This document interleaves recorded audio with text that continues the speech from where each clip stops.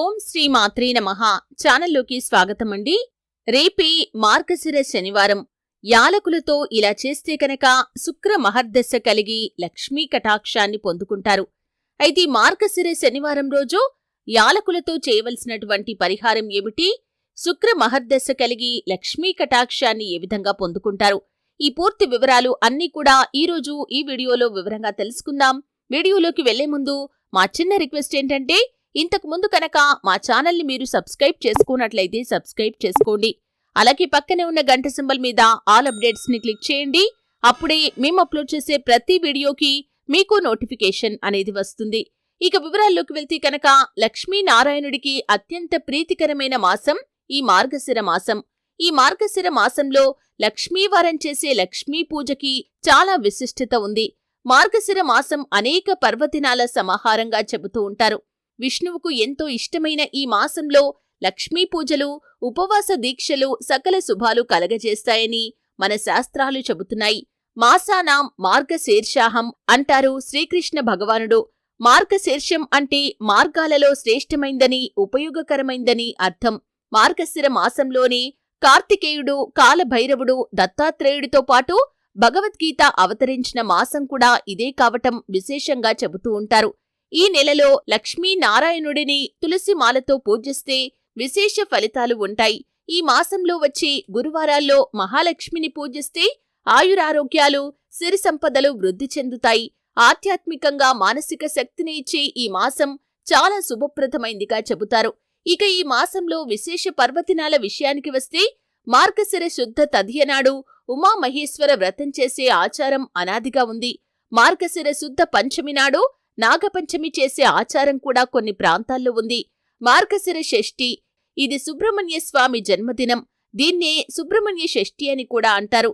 ఈ విశేష పర్వదినాన్ని కూడా ఈ మాసంలోనే జరుపుకుంటాం. ఇక మార్గశిర శుద్ధ అష్టమి, దీన్ని కాలభైరవుని యొక్క జన్మదినంగా చెబుతూ ఉంటారు. దీన్ని కాలభైరవాష్టమిగా కూడా చెబుతారు. అలాగే మార్గశిర శుద్ధ ఏకాదశి గీతా జయంతిగా చెబుతారు. భగవద్గీత లోకానికి అందిన రోజు ఇదేనని, ధనుర్మాసం ఆరంభం అయితే దీన్ని వైకుంఠ ఏకాదశి అని లేదా ముక్కోటి ఏకాదశి అని కూడా చెబుతారు. మార్గశిర శుద్ధ ద్వాదశిని మత్స్య ద్వాదశిగా కూడా చెబుతూ ఉంటారు. మార్గశిర పూర్ణిమను శ్రీ దత్త జయంతిగా జరుపుకుంటారు. దీనినే కోరల పూర్ణిమ అని కూడా అంటారు. ఇలా అనేక విశేషమైన పర్వదినాలు ఉండే మార్గశిర మాసంలో ఆధ్యాత్మికత వెల్లివిరుస్తుంది. అయితే ఇంతటి విశిష్టత కలిగిన ఈ మార్గశిర మాసంలో శనివారానికి కూడా చాలా ప్రత్యేకత ఉంది. అయితే రేపు మార్గశిర శనివారం మీరు కనుక యాలకులతో ఈ చిన్న పరిహారం చేస్తే కనుక శుక్ర మహర్దశ కలుగుతుంది. లక్ష్మీ కటాక్షాన్ని మీరు పొందుకుంటారు. మీ జీవితంలో ఆర్థిక సమస్యలతో సతమతమవుతున్నవారు, అప్పుల ఊపిలో చిక్కుకున్నవారు, రుణాలు తీసుకొని రుణాలు తీర్చటంలో విఫలమవుతున్నవారు, ముఖ్యంగా వ్యాపార జీవితంలో, ఉద్యోగ జీవితంలో మీకు సవాళ్లు కనుక ఎదురవుతుంటే ఈ చిన్న పరిహారం చేయండి. మీ జీవితంలో చక్కటి ఫలితాలనైతే మీరు చూస్తారు. శుక్ర మహర్దశ కారణంగా లక్ష్మీ కటాక్షాన్ని మీరు పొందుకుంటారు. అయితే గ్రహాలలో ముఖ్యమైన గ్రహంగా భావించే శుక్రుడు కొందరు వ్యక్తుల జీవితాలకు శ్రేయస్సును, ఐశ్వర్యాన్ని ఇచ్చి వారికి రాజయోగాన్ని అనుగ్రహిస్తాడు. నవగ్రహాల్లో శుక్రుణ్ణి ముఖ్యమైన గ్రహంగా భావిస్తారు. ఎవరి జాతకంలో అయితే శుక్రుడు శుభస్థానంలో ఉంటారో వారికి దేనికి లోటు అనేది ఉండదు.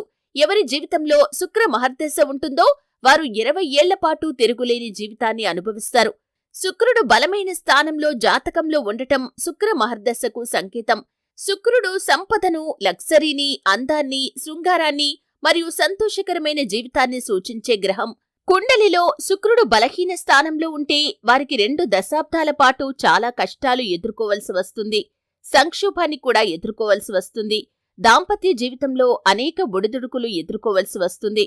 శుక్ర మహర్దశ ప్రభావం వల్ల జాతకంలో శుక్రుడు బలంగా ఉన్నవారికి సుఖ సంతోషాలతో అష్టైశ్వర్యాలు కలుగుతూ ఉంటాయి.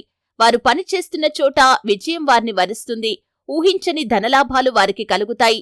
సమాజంలో కీర్తి ప్రతిష్టలు పెరుగుతాయి. శుక్ర మహర్దశని అనుభవించేవారు నిజంగా రాజులు, రాణులనే చెప్పుకోవాలి. అటువంటి జీవితాన్ని వారు గడుపుతారు. దేనికి లోటు లేకుండా సంతోషంగా జీవిస్తారు. అయితే ఈ సమయంలో కనుక మీరు ఎటువంటి ఇబ్బందులతో బాధపడుతున్నా సరే, వ్యాపార జీవితంలో లాభాలు రావటం లేదని బాధపడుతున్నారా? అయితే ఈ చిన్న పరిహారాన్ని ఖచ్చితంగా చేయండి. అలాగే ఉద్యోగ జీవితంలో మీరు ఆర్థిక పెరుగుదల లేక, ప్రమోషన్ లేక కృంగిపోతున్నారా? నిరాశకి లోనవుతున్నారా? ఈ పరిహారం చేయటం వల్ల ఖచ్చితంగా మీకు ఫలితం అనేది ఉంటుంది. అలాగే మీ జీవితంలో మీరు మానసిక సమస్యలతో కావచ్చు, అలాగే ఆరోగ్య సమస్యలతో కావచ్చు, అలాగే ముఖ్యంగా ఆర్థిక సమస్యలతో బాధపడుతున్న వారికి రేపు మార్గశిర శనివారం రోజు ఈ చిన్న పరిహారం చేసినట్లయితే చక్కటి ఫలితాలను మీరు పొందుకుంటారు. అలాగే మీ యొక్క జీవితంలో మీకున్న అశుభ ఫలితాలు అన్నీ కూడా శుభ ఫలితాలుగా మారుతూ ఉంటాయి. ఎందుకంటే ఈ సమయంలో మీరు ఈ చిన్న పరిహారం చేయటం వల్ల శుక్రదశ కారణంగా లక్ష్మీ కటాక్షం మీకు కలుగుతుంది. కాబట్టి లక్ష్మీదేవి సంపదకు దేవతగా మనం భావిస్తూ ఉంటాం. అలాగే మనం ఆర్థికంగా బాగుంటే కనుక మన జీవితంలో అనేక రకాల సమస్యలకి పరిష్కారం కూడా లభిస్తుంది. కాబట్టి ఖచ్చితంగా ఈ చిన్న పరిహారాన్ని చేయండి. దానికి మీరు చేయవలసింది ఏమిటి అంటే కనుక 5 యాలకులను తీసుకోండి. యాలకులు అనేవి లక్ష్మీదేవికి చాలా ఇష్టమైన పదార్థం. ఈ యాలకులతో చేసే పరిహారం వల్ల లక్ష్మీ కటాక్షం మీకు ఖచ్చితంగా సిద్ధిస్తుంది. రేపు మార్గశిర శనివారం రోజు ఉదయం మీరు ఇల్లంతా కూడా శుభ్రం చేసుకుని తలస్నానం చేసిన తర్వాత మీ పూజాది కార్యక్రమాలు ముగించుకోవాలి. ఆ తర్వాత సాయంత్రం 6 గంటలలోపు ఏ సమయంలో అయినా సరే ఈ పరిహారాన్ని మీరు చేసుకోవచ్చు. అంటే ఇంట్లో ఎవరూ లేని సమయంలో ఈ పరిహారం చేయాలండి. అంటే మీ కుటుంబ సభ్యులు కాకుండా బయటి వ్యక్తులు ఎవరూ చూడకుండా ఈ పరిహారాన్ని మీరు చేయాల్సి ఉంటుంది.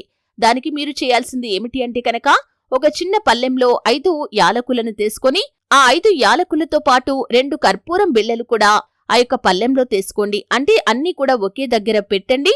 ఈ విధంగా పెట్టిన తర్వాత మీరు మీ ఇంట్లోని మధ్య ప్రదేశంలోకి అంటే హాల్ రూమ్ లోకి కావచ్చు, మీ ఇంటి మొత్తం ఆవరణలో మధ్యలో ఉన్న ప్లేస్ ఏదైతే ఉందో ఆ ప్లేస్ లోకి వచ్చి ఆ యొక్క ప్లేట్ ని అక్కడ పెట్టి ఒక అగ్గిపుల్ల సహాయంతో కానీ లేకపోతే అగరవత్తి సహాయంతో కానీ దాన్ని వెలిగించండి.